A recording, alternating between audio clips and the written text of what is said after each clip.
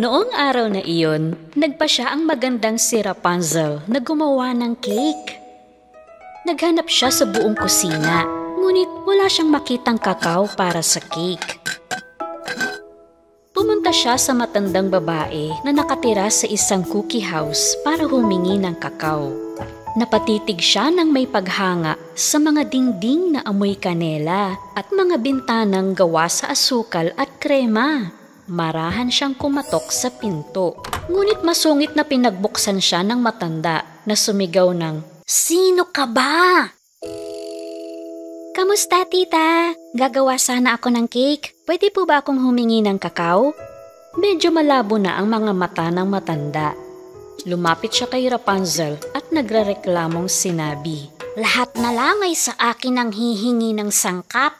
Itinuro niya ang silong at sinabing, "Hindi nga nakakakita ng mabuti ang mga mata ko. Naroon sa istante ang kakao, sa bungad lang."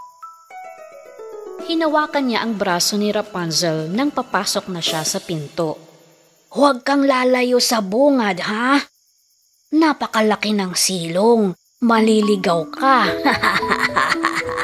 Hindi maintindihan ni Rapunzel ang kakaibang pag-asal ng matanda. Pagbaba niya sa silong, napakadilim at magulo. Kaya kumuha siya ng posporo sa kanyang bulsa at sinindihan ito.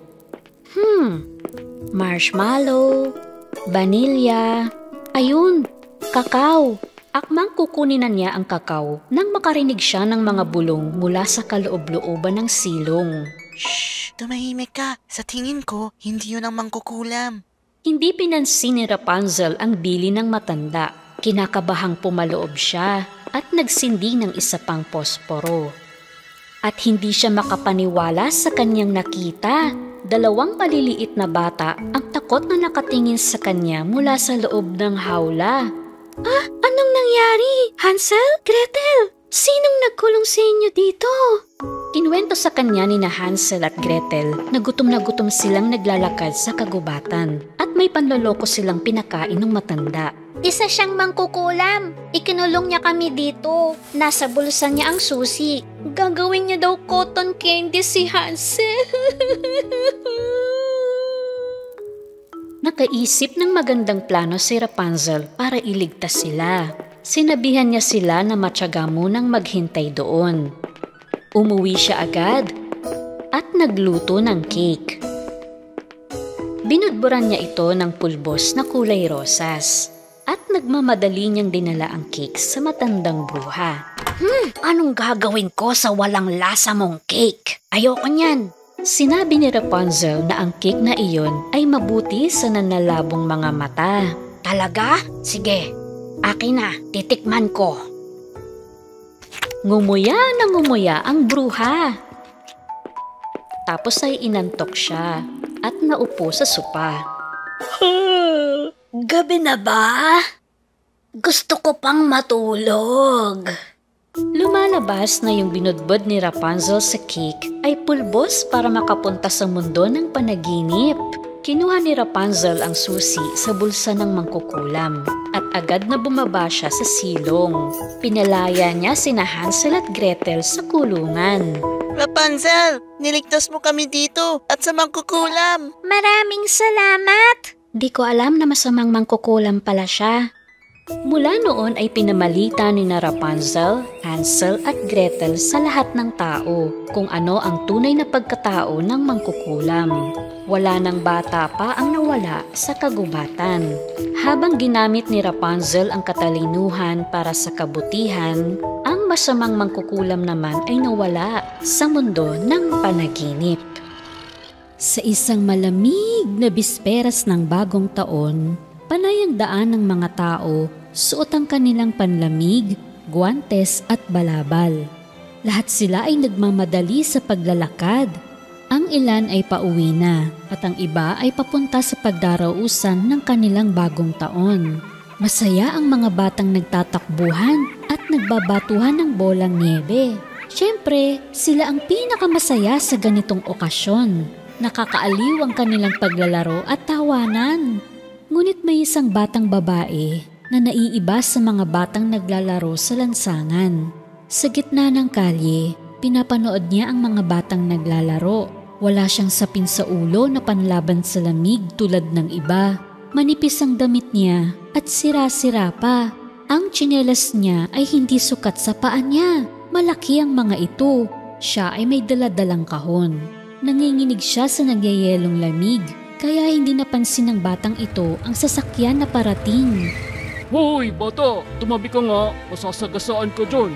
Agad na napatakbo ang batang babae sa bangketa. Ngunit sa pagtakbo niya, nahubad ang malaki niyang tsinelas. Lumingon siya at hinanap ang tsinelas. Nakita niyang kinuha ng isang batang lalaki ang tsinelas. Ang tsinelas ko! Hoy! Akin yan! Hahabulin sana niya ang bata, pero mabilis itong nakalayo.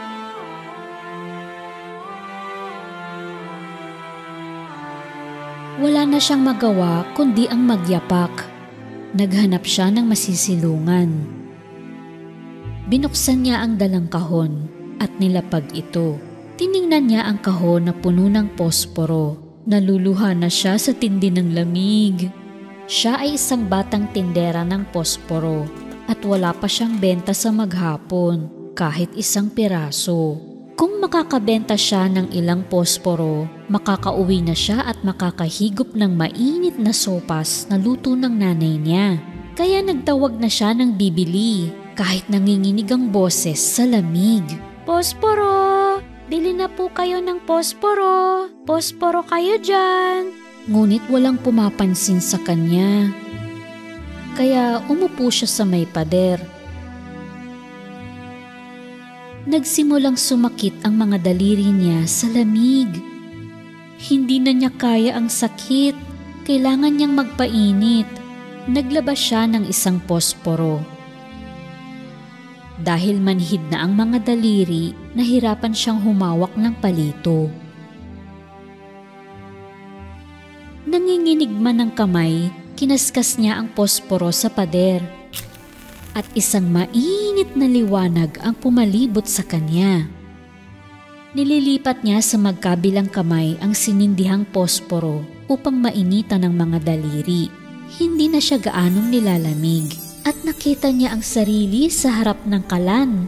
Habang nakatingin sa apoy, nagsimula siyang mangarap. Sa isang magandang silid, nakaupo siya sa harap ng pugon. May suot siyang panlamig, may bota sa paa at nakasombrero pa. Mainit doon, pinapawisan pa nga siya. Ngunit biglang namatay ang posporo at nawala rin ang magandang pangarap.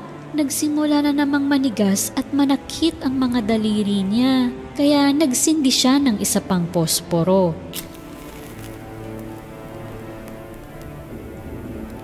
Humihip ang malamig na hangin.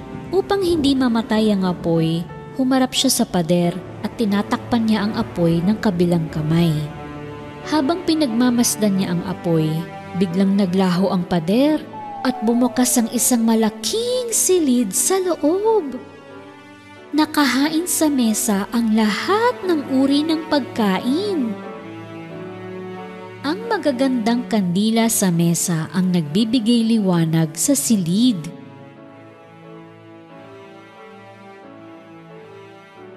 Napatingin siya sa gitna ng mesa.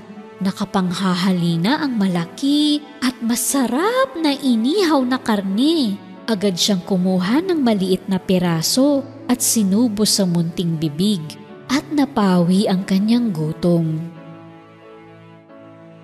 Nais niyang kumuha ng isa pang piraso ng karne at nang aabutin niya ito, mabilis na nauupos ang hawak niyang posporo. Hanggang sa mapaso ang kamay niya at naitapon niya ito. Pagkatapon niya ng upos, naglaho ang pagkain at ang silid at muling lumitaw ang pader. Nagsindi siya uli ng isa pang posporo. Ngayon ay nasa mas malawak siyang pangarap. Nakaupo siya sa ilalim ng puno, isang gabi sa tag-init. Namamangha siya sa mga bituin sa langit. Hindi maalis ng musmos ang kanyang tingin sa mga bituin. Hindi pa siya nakakita ng langit na puno ng maniningning na bituin. At biglang may bulalakaw. Naisip niya na may isa sa atin na lumilipad na sa kawalang hanggan. Ito ang sinasabi ng lola niya kapag may bulalakaw. At sa sandaling yon, lumitaw ang kanyang lola. Sa tuwing may mahuhulog na bulalakaw, isang tao ang papalit sa pwesto nito. Saglit lang na nagpakita ang lola. Pagkatapos ay nawala na siya. Tinawag siya ng munting bata. Lola, sandali lang. Huwag ka pong umalis. Nangungulila ako sa'yo. Upang makitang muli ang lola niya, nagsindi siya ng isa pang posporo. Nakakalimutan niya kung paano siya nilalamig sa lansangan kapag nangangarap siya. Sa tuwing magsisindi siya ng posporo, pakiramdam niya ay nakikita niya at naririnig ang tinig ng lola niya. Pagsindi niya ng posporo, nagliwanag ang kanyang paligid. Ngayon niya lang nakita ang kanyang lola na ganito kaganda. Ang mapagmahal na mukha ng lola ay nakapagpalimot sa lahat ng mapait na pinagdadaanan niya. Ayaw niyang matapos ang sandaling ito, kaya sinindihan niya agad ang panghuling posporo. Nagpakitang muli ang kanyang lola. Lumapit siya at hinawakan ng kamay ng mahal na apo at magkasabay silang lumipad sa langit. Nakaramdam ng ginhawa ang batang babae. Hindi na siya nilalamig o nagugutom. At sa sandaling yun, may isa pang bulalakaw na nahulog. Kinaumagahan, nagkumpulan ng mga tao sa kalsada dahil nakita nila ang munting tindera ng posporo na nakasandal sa pader. Nakapikit, ngunit may matamis na ngiti sa kanyang mukha. Maraming naupos na posporo sa paligid niya. Nasa apoy ng mga ito, nabigyang buhay ang kanyang mga pangarap na kahit sino man ay hindi ito mapapangarap. Noong unang panahon, may isang hari na mayroong 12 magagandang anak na babae. Lahat ng 12 prinsesa ay magkakasama sa iisang malaking silid. Buong pusong pinoprotektahan ng hari ang kanyang mga anak. At sa gabi ay hindi niya sila pinapayagan na lumabas. Ngunit tuwing umaga, may kakaiba sa kanilang paggising. Sira-sira ang mga sapatos ng mga prinsesa na para bang buong gabi silang sumayaw. Kaya araw-araw ay ibinibili ng hari ang kanyang mga anak ng bagong sapatos. Pero kinabukasan ay sira-sira na naman ang mga bagong sapatos. Hindi malutas ng hari o ng kanyang mga tauhan sa kastilyo ang misteryo ng sapatos. Paano ito mangyayari? Paano masisira ang bagong sapatos sa isang gabi lamang? Kamahalan, hindi rin namin maintindihan. Kaya nag-atas ang hari. Ang sinumang makalulutas ng misteryo ng sapatos ng mga prinsesa ay pahihintulutan kong pakasalan ang isa sa aking mga anak at magiging hari siya kapag pumanaw na ako. Ngunit mayroon lamang siyang 3 araw at 3 gabi upang malutas ito. Kung hindi, habang buhay siyang mabibilanggo. Dumating sa kastilyo ang mga kabataang lalaki sa kaharian at maging ang mga prinsipe mula sa ibang mga kaharian. Ilang araw nilang binantayan ang pintuan ng silid tulugan ng 12 prinsesa. Ngunit walang sino man sa kanila ang nakalutas ng misteryo. Sa wakas, may isang binata na may mabuting puso na nais ding sumubok. Kaya naghanda siyang tumungo sa kastilyo. Habang daan, may nakasalubong siyang isang matandang babae na mukhang mahirap. Iho, gutom na gutom ako. Maaari ba ako makahingi ng isang pirasong tinapay? Ibinigay ng binata sa matandang ginang ang lahat ng baon niyang pagkain. Masaya ang matanda sapagkat ang ibang mga nakasalubong niya ay hindi nagbigay ng kahit ano. Alam ng matandang babae na ang isang ito ay naiiba. Kaya bilang kapalit, binigyan niya ang binata ng isang mahiwagang kapa. Ito ay mahiwagang kapa. Kapag isinuot mo ito, hindi ka makikita ni numan. Pagtungtong ng 12:00 ng gabi, isuot mo ang kapa at makakapasok ka sa silid ng mga prinsesa. Pero mag-iingat ka, huwag mong iinumin ang anumang ibibigay sa iyo ng mga prinsesa. Tinanggap ng binata ang mahiwagang kapa at nagtungo na sa kastilyo. Pagdating niya, sinabi niya na naroon siya upang lutasin ang misteryo ng mga sapatos. Sa unang araw, nagbabantay siya sa harap ng silid nang lumabas ang prinsesa na may dalang limonada. Baka nauuhaw ka, naghanda kami ng limonada para sa'yo. Inom ka muna. Nakalimutan ng binata ang babala ng matandang ginang at ininom niya ito. Di nagtagal ay inantok siya. Buong gabi siyang nakatulog sa silid na inihanda nila para sa kanya.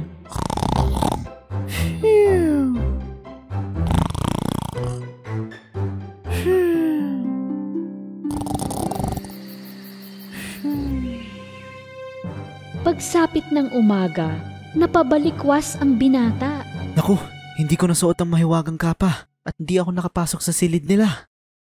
Sa ikalawang gabi, muling nagbantay ang binata sa harap ng silid ng mga prinsesa. Tulad ng nauna, isang prinsesa ang nag-abot sa kanya ng inumin. Dahil buong araw siyang nagbantay hanggang gabi, uhaw na uhaw ang binata. Hindi nag-iisip, naubos niya ang inumin na ibinigay sa kanya. At syempre, nakatulog siya ulit. Kinaumagahan nang magising siya, naalala niya ang sinabi ng matandang babae. Mag-iingat ka, huwag mong iinumin ang ibibigay sa iyo ng mga prinsesa. Malamang ay may pampatulog sa inuming binigay nila sa akin. Sa sandaling iyon, kinausap siya ng hari. 2 araw na ang lumipas at hindi mo pa rin nalulutas ang misteryo. Kung hindi mo ito magagawa ngayon, mabibilanggo ka at mananatili ka doon habang buhay. Pagkatapos ay umalis na ang hari. Kailangan malutas ng binata ang misteryo ngayon. Nang gabing iyon, sa huling pagkakataon, nagbantay ang binata sa harap ng pintuan ng mga prinsesa. Tulad ng inaasahan, lumabas ang bunsong prinsesa at binigyan siya ng inumin. Pero natuto na ang binata, tinanggap niya ang baso at nagpasalamat. Nang makaalis ang prinsesa, ibinuhos niya ang inumin sa isang paso. Kaya ngayon ay gising na gising siya. Gumabi na at malapit ng maghating gabi. Isinuot ng binata ang kapa at sa sandaling yon, hindi na siya nakikita. Marahan niyang binuksan ang pinto at di siya makapaniwala sa nakikita niya. Lahat ng mga prinsesa ay nakasuot ng magagandang saya at suot ang kanilang bagong sapatos. Tingnan natin kung ang binata sa pintuan ay nakatulog. Binuksan ng isang prinsesa ang pinto at isa pang prinsesa ay nilapit ang tainga sa dingding. Naisip ng binata na kailangan niyang gumawa ng mga tunog na naghihilik.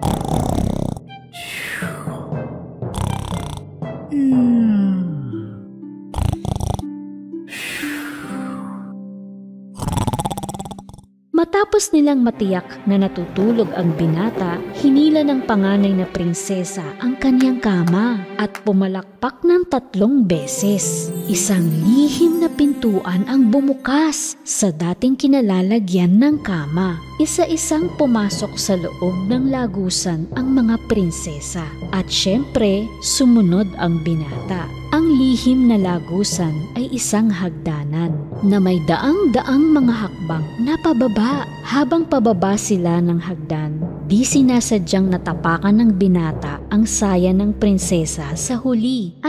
Parang may tumapak sa damit ko. Kalokohan, malamang ikaw yun. Sa dulo ng hagdanan, dumating sila sa isang gubat. Dumaan sila sa matataas na puno na may mga sanga ng pilak.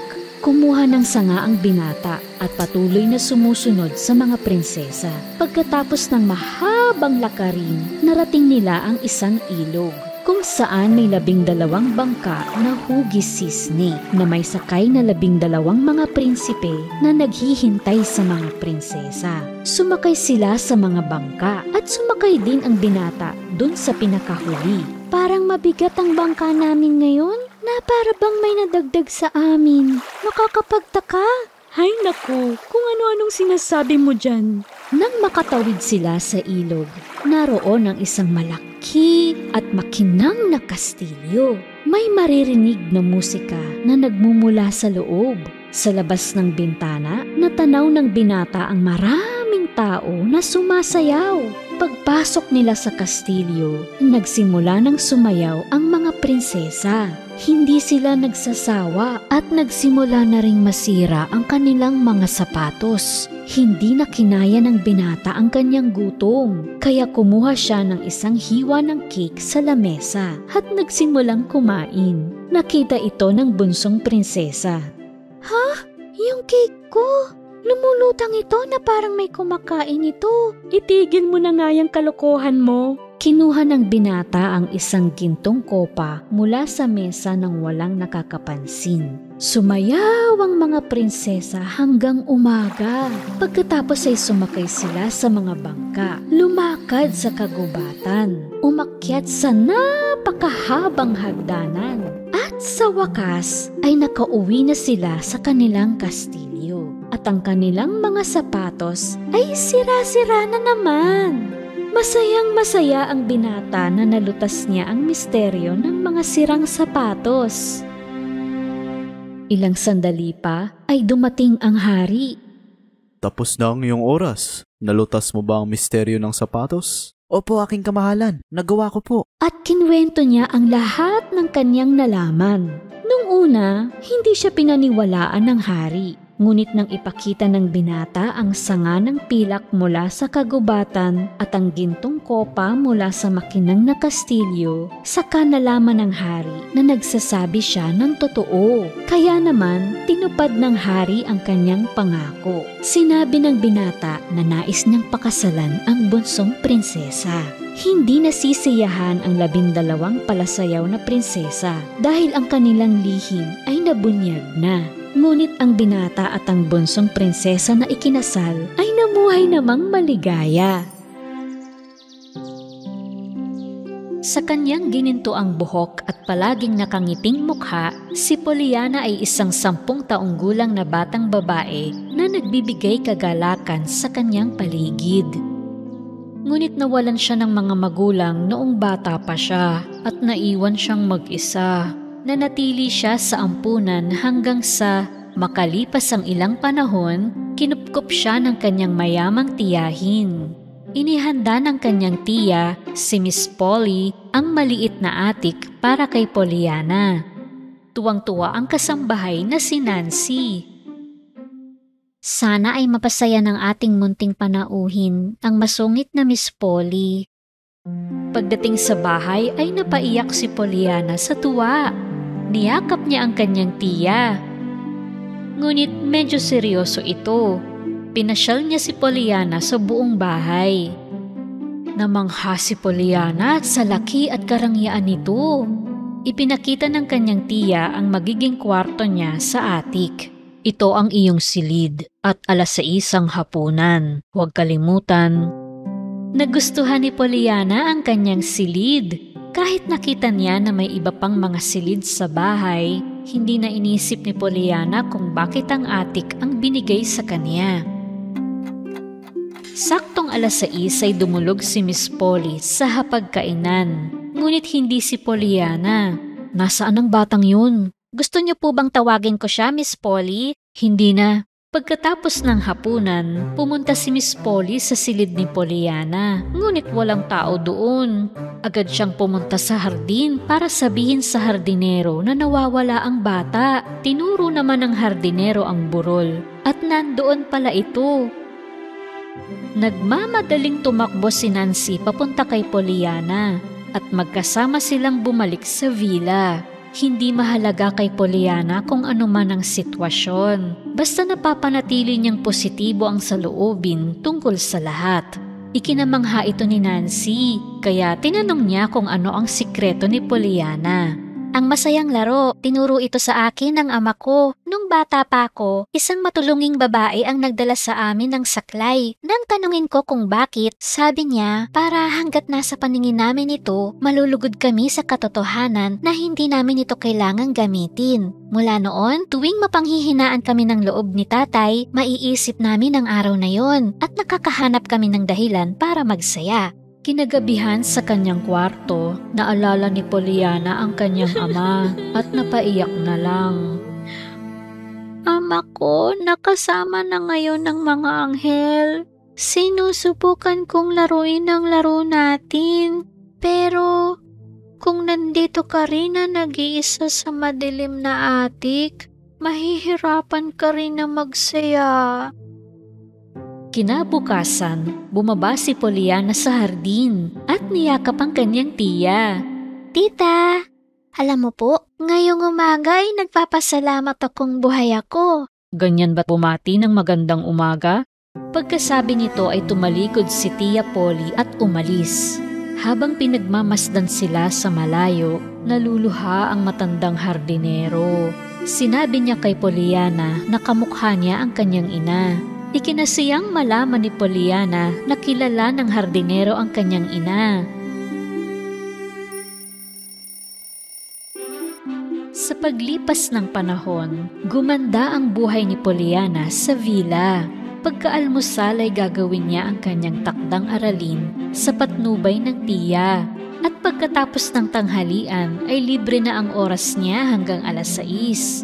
Nagagawa rin niya ang mamalengke para sa bahay. Isang araw sa bayan, may nakita siyang lalaki na nakasuot ng mahabang itim na Amerikana at may mataas na sombrero. Sinubukan niyang makipagkaibigan, ngunit hindi niya lubos na maunawaan ang lalaki.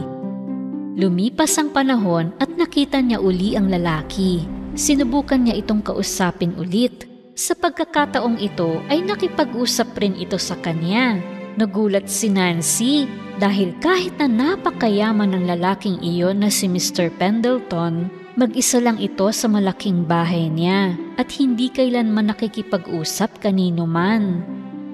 Kinabukasan ay umuwi si Pollyanna na may kasamang nanghihinang aso. Hindi umimik si Miss Polly. Ngunit nang sumunod na araw, nagsama naman siya ng isang batang lalaki sa bahay. Sinungitan na siya ni Miss Polly. Tama na, Pollyanna. Sa lahat ng mga kahindik-hindik na ginawa mo, ito ang pinakamalala. Na parang hindi pa sapat na inuwi mo ang lahat ng pusa at aso sa lansangan. Ngayon ay nagsama ka pa ng pulubi sa bahay ko. Hindi po ako pulubi, madam. Pagkasabi niyon ay mabilis na umalis ang bata. Ngunit determinado si Pollyanna na iligtas ang batang ito mula sa lansangan. Sa Setyembre nang magsimula siyang pumasok. Hindi nagtagal ay nagustuhan niya ang paaralan.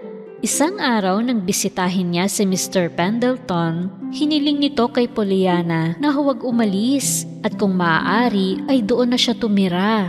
Siyempre, imposibleng magbigay ng sagot si Pollyanna. Ipinaliwanag ni Mr. Pendleton ang lahat. Nung medyo bata ako, umibig ako sa iyong ina. Mahal na mahal ko siya pero hindi ako ang minahal niya. Hindi nagtagal, pinakasalan niya ang iyong ama at umalis sila sa lungsod na ito. Mula noon, tila laging galit sa mundo si Mr. Pendleton. Palagi ang mahaba ang mukha niya. Ngunit dahil kamukha ni Pollyanna ang kanyang ina, naging posible para kay Mr. Pendleton na tumingin sa mundo sa mas positibong paraan. Kung mananatili doon si Pollyanna sa lahat ng oras, magkakaroon siya ng dahilan upang mabuhay. Lumipat ka na lang dito at magkasama tayo magiging masaya. Ituring mo ako bilang iyong ama at ituturing kita bilang anak. Ngunit bagaman hindi ipinapakita ng kanyang tiya, alam niyang mahal na mahal siya nito. Kaya ayaw niyang iwan ang kanyang tiya. Hindi niya alam kung paano ito sasabihin kay Mr. Pendleton. Sa wakas nakaisip siya ng solusyon. Nais niyang ampunin ni Mr. Pendleton si Jimmy, ang batang tinanggihan ng kanyang tiya. Sa ganitong paraan ay parehong magiging masaya sina Mr. Pendleton at Jimmy at mabibisita silang dalawa ni Pollyanna ng madalas. Iniling ni Mr. Pendleton na magkita sila sa susunod na linggo. Ngunit pagkaraan ng ilang araw, nangyari ang isang aksidente. Nabundol si Pollyanna ng kotse. Makalipas ang isang araw sa ospital, nang imulat niya ang mga mata, napakasaya ni Pollyanna na nabuhay siya. Ayaw niyang paalisin ang kanyang tiya sa tabi niya. Ito ang pinakamasaya niyang sandali dahil tinawag siya ng tiya na aking darling. Makalipas ang ilang araw, nakalabas na siya sa ospital. Ngunit hindi na niya magamit ang mga binti niya. Nang bumisita si Mr. Pendleton kay Pollyanna, sinabi niya kay Miss Polly ang tungkol sa kanyang alok kay Pollyanna at kung paano siya tinanggihan ng bata dahil sa pagmamahal sa tiya. Matapos marinig ito, lumaki ang pagmamahal ni Miss Polly para kay Pollyanna. Upang mapasaya ang pamangkin, pumayag siyang umakyat ang aso sa silid ni Pollyanna. Isang linggo ang hinintay nila bago dumating ang doktor na galing pa sa lungsod. Pagkasuri kay Pollyanna, kailangang ibigay ng doktor ang masamang balita. Sa kasamaang palad, ang batang ito ay hindi na makakalakad. Hindi! Naiyak si Miss Polly sa narinig at nahimatay. Matapos marinig ang pagkabigla ng kanyang tiya, umiyak si Pollyanna. Alam na ng lahat na magiging malungkot ang mga darating na araw. Napaluha rin sila sa sinapit ni Pollyanna. Mula noon, lahat ng bumibisita sa kanya ay sinasabihan niya tungkol sa masayang laro. Upang mapasaya si Pollyanna, nagpasya si Mr. Pendleton na ampunin si Jimmy. Nang mabalitaan ito ni Pollyanna, napakasaya niya. Isang araw, hindi makapaniwala si Miss Polly na siya lang ang hindi nakakaalam ng masayang laro. Nalaman niya lang ito nang makausap niya si Nancy, kaya pinuntahan niya si Pollyanna. Ang masayang laro. Simula ngayon ay sabay na natin itong lalaruin. Yay! Pinakamagandang balita yan, Tita Polly. Samantala, ang doktor ni Mr. Pendleton ay gustong makita si Pollyanna. Pero may isang problema. Dahil sa pagtatalo nila ni Miss Polly dati, 15 taon na siyang hindi nakakatapak sa bahay na iyon.